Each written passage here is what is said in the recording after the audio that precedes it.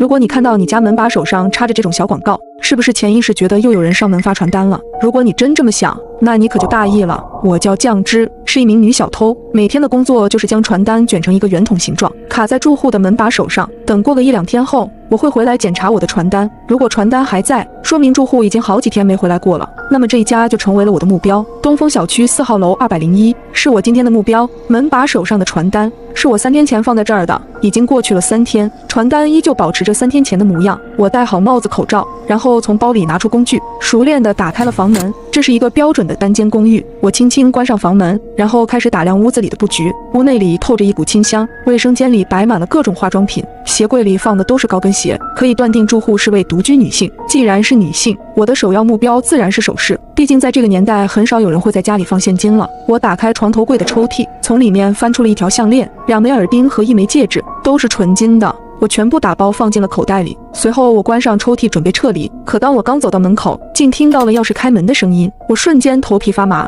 迅速退到墙角，躲进了衣柜里，毕竟整个屋子也只有这里能藏人。我关好衣柜门，听到门口传来上锁的声音，紧接着是高跟鞋走动的声音。由于衣柜正对着门口的方向，透过门缝我正好可以看到整个屋子里的情况。我看到一个衣装精致的女人走进了屋子，女人放下皮包，换了拖鞋，然后径直朝衣柜走了过来。我暗道一声不好，幸运的是女人打开的是衣柜左边的滑门，而我正好躲在衣柜的最右边，女人并没有发现我。女人从衣柜里拿了一件休闲的外套，然后关好了衣柜的门。我擦了擦额头上的冷汗，幸好只是虚惊一场。女人进了厨房，给自己洗了一个苹果，然后坐在沙发上。女人一边看着电视，一边吃着苹果。我躲在柜子里大气不敢喘，等待可以离开的机会。眼下这个情况，要么是女人进卫生间的时候，要么就只能等她睡着之后神不知鬼不觉地离开。就在我默默等待时机的时候，突然我的手机震动了一下，有人给我发来了一条短信。我慢慢掏出手机看了一眼，是我一哥们周强发来的。今天在哪里营业？有没有好的客户？给我介绍几单。周强跟我是同行，我俩经常互相分享客户。我赶紧给周强回了一条短信：客户回家了，我被困在屋子里。很快周强又发来了信息：你被客户抓现行了。没有，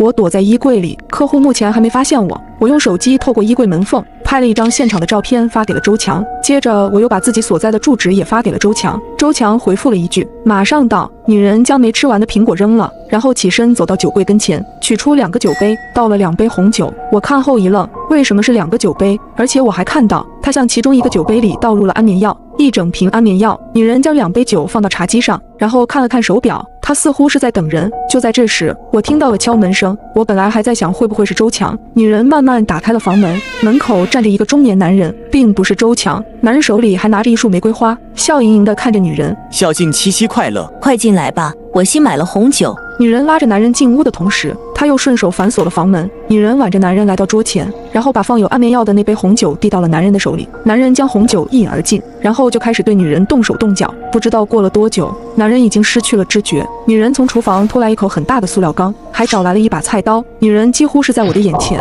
将男人残忍杀害。这一刻我什么也顾不上了，只想尽快逃离这里。